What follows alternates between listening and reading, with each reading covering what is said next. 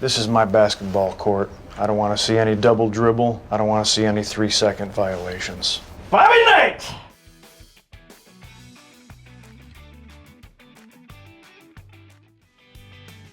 Number 10. The swivel chair.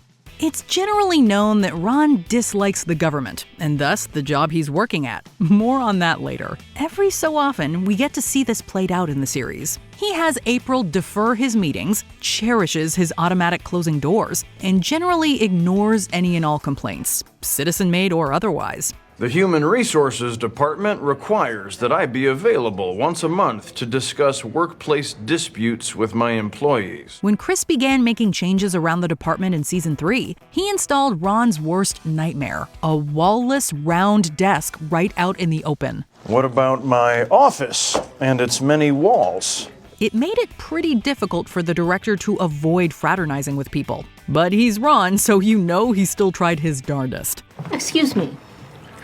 There's a sign at Ramsett Park that says do not drink the sprinkler water, so I made sun tea with it and now I have an infection. Sir? Number 9. You're on with Ron. Even when Ron is out of his element, he still manages to put his own spin on whatever it is cruel fate would have him do. I'm here to tell you about a black tie gala fundraiser for Pawnee Commons happening tonight. All proceeds will go toward building a park. It will be enjoyable. This episode sees him on Pawnee Today, promoting the gala the Parks and Rec crew are hosting to fund Leslie's Pawnee Commons project. Luckily, the host, Joan Calamezzo, is suffering from a bad hangover, or from allergies, and Ron gets the airtime to himself. Grapes of Wrath, chocolate chip ice cream, and Johnny Cash. Don't trust big banks or small banks. Banks are Ponzi schemes run by morons. He drops some great little Ron nuggets of wisdom all wrapped up in classic Swanson savagery. Just make sure you don't ask him about celebrity gossip. Hey Joan, settle a bet for me. Who's the sexiest couple in history? Arpats and K-Stew or Bieber? Number 8. The time he broke the coffee maker. This might be one of the greatest constructed scenes of the show. Not only is it insanely memeable, it's also one of the most Ron things ever. I broke it. It burned my hand, so I punched it. It's just like him to punch something he accidentally hurt himself with, and then use such an incident to orchestrate some due workplace chaos. He doesn't have to do much except ask one damning question. So, who broke it? The whodunitness of it all turns the whole office against each other, and it is hilarious. I predict 10 minutes from now, they'll be at each other's throats with war paint on their faces and a pig head on a stick. Somehow we feel like Ron's ideal work environment is the one with the war paint and pig head on a stick. Number 7. When he pulled out his tooth. You okay, Ron? Just a little tooth pain. I'm fine. Continue. Can you imagine if you were at a work meeting and one of your colleagues began complaining of tooth pain only to pull out a pair of pliers and yank their tooth out themselves? This is a scene that sent us absolutely reeling. I don't like dentists. Just a second. Of course, he didn't actually pull out his tooth, but leading his coworkers to believe he did is Ron Swanson behavior at its peak. And he's right. It is always a good idea to demonstrate unfaltering strength to those around you. So if you start seeing us tear our own fingernails out, don't worry about it. But it's always a good idea to demonstrate to your coworkers that you are capable of withstanding a tremendous amount of pain. Number 6. Every time we're reminded of his diet. Ron has a diet that seems to consist largely of meat, butter, and whiskey, and it can't be helped. Where are they going with the food? I'm starving. I only had one breakfast. On more than one occasion, we'll see him stewing in blind rage because he's hungry, or breaking down at the core when someone tries to replace steak with anything vegetarian. What happened to the steaks that were in there when they closed?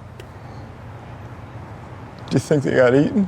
Naturally, his love for greasy foods leads to some pretty unhinged behavior like throwing out the meatless grocery store sample right in front of the worker and hanging out at a strip club for the free breakfast perk. He's a man who knows what he likes, and we can't fault him for that. I worry what you just heard was, give me a lot of bacon and eggs.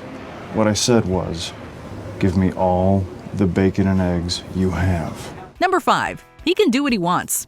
When Ron takes over the Leslie Knope Employment Enjoyment SummerSlam Grill Jam Funsplosion, things go, well, exactly as you think they might. There will be no froofy desserts. There will be no giant soap bubble guns. There will be no adult men in costumes. And most of all, there will be no vegetables. He insists on being in charge of the food, which means, again, exactly what you think it might. He brings a live pig to the event, hilariously named Tom, by the way, and while this might be seen as a fun opportunity for children to meet livestock, it is very much not that. This is your dinner. His name is Tom. Burn! Seriously? No, I understand that it's hilarious. When the park ranger steps in, Ron reassures him that he has a permit for the task at hand. The permit in question? Yep, sounds about right. Not to worry. I have a permit. This just says I can do what I want. I am the director of... Number 4, whenever he made it clear that he did not care.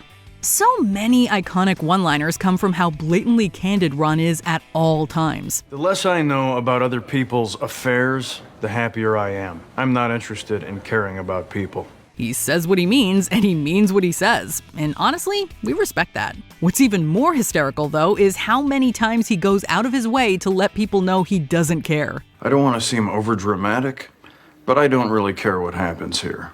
He'll call others by the wrong name on purpose, if he even learns their name at all, and makes it a point to mind his own business whenever he can. If we had $1 for every time Ron said he didn't care. What's happening now? Is the nurse upset? I don't care. Number 3, when he punched Jeremy Jam.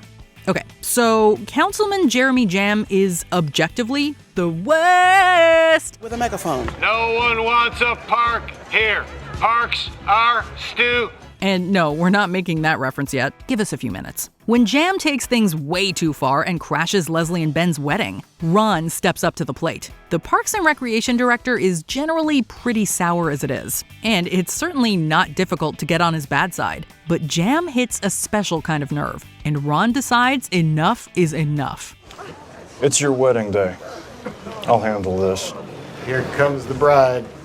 While we're not condoning physical violence, boy, was it ever satisfying watching him let Jam have it. To be fair, Ron doesn't initiate anything, and he does give him a warning, so we give this one a pass. Do it again. Oh, if I do what again? What? Kick your ass? Is that what you like? You want me to just pound?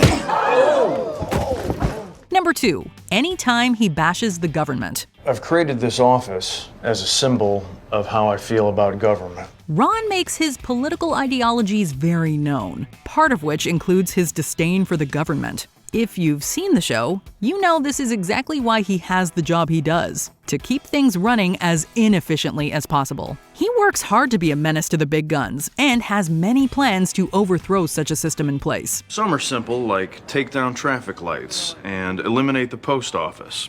The bigger ones will be tougher, like bring all of this crumbling to the ground. He once ate 40% of a 9-year-old's lunch to demonstrate how taxes work, which is not only ridiculously chaotic, but also more than likely just because he was hungry. Hey, he can multitask, all right? I work hard to make sure my department is as small and ineffective as possible. Before we unveil our top pick, here are some honorable mentions.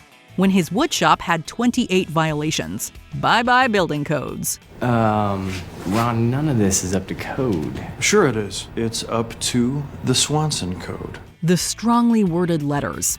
The non-fat frozen yogurt bar kinda deserved it. I am composing strongly worded letters about things I disapprove of, and I am using the internet. When he had to put up with Jean-Ralphio. Because he's the worst! What are those, shrimp? Okay. Rethink that move, son. That time he made rings out of Anne's sconce. He just ripped it clean off the wall. It's not rocket science. I removed the sconce, fired up my grandfather's torch, heated up the pieces in a cast iron bucket. When he was exceptionally blunt. This might be the quickest Ron has ever dismissed someone. Is there a project you're working on? I know more than you. All right. Number 1, when he hated his ex-wives with every fiber of his being. With ex-wives as nutty and wicked as Tammy 1 and 2, we can't say we blame him. I honestly believe that she was programmed by someone from the future to come back and destroy all happiness. Still, Ron never holds back an inch when chronicling his previous partners, and always manages to conjure the most creatively cutting insults for them. On my deathbed, my final wish is to have my ex-wives rush to my side so I can use my dying breath to tell them both to go to hell one last time. It's as entertaining as it is horrifying. Honestly, there's not much that can hold a candle to the description of sewer-dwelling gutter witch. While we're glad he ended up with Diane in the end, there's nothing quite like listening to how barbaric Ron becomes in the face of his exes. The key to burning an ex-wife effigy is to dip it in paraffin wax and then toss the flaming bottle of isopropyl alcohol from a safe distance.